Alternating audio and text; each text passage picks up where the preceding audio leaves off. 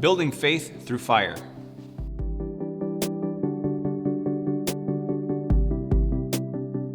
During my time in the service, I've fallen in love with the history that shaped our military. One of the iconic symbols of the United States Marine Corps is the K-bar. This one is one of my favorites. This dates back to about 1974. But back during World War II, when the K-bar was first introduced, it was put through strenuous tests to meet the standards the military needed.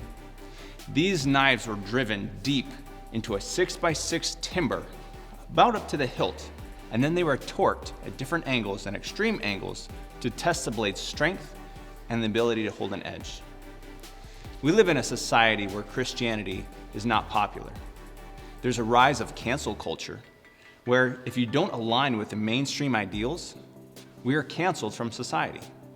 We also have struggles in life, like loss of job or loss of a family member, natural disasters, and other things that turn our lives upside down.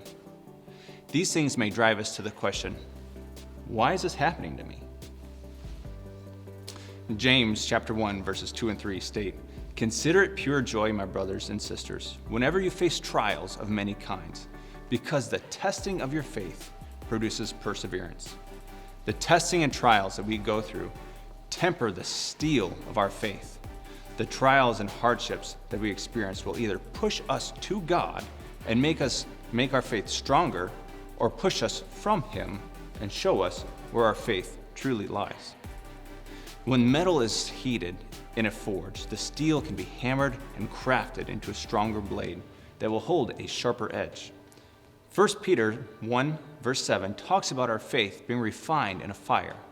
It's the testing the genuineness of our faith. When gold is refined, it is heated to 1,000 degrees to 12,000 degrees Celsius. This allows the impurities to rise to the top and be removed, making the metal even more valuable. The K-bar has lasted for about 80 years and has been in the Second World War, Korea, Vietnam, OIF, and OEF. And because of its effectiveness and in those conflicts, it is memorialized as the iconic Marine Corps fighting knife. The tests and trials have shown what the K-bar is made of. It has become part of our military history. James tells us to count our trials as joy because our faith is being tempered and refined so it will be able to stand the test of time. Your trials show who you are trusting in. So prepare for the challenges of life by digging into the Bible, mining Scripture for the truths that have stood the test of time.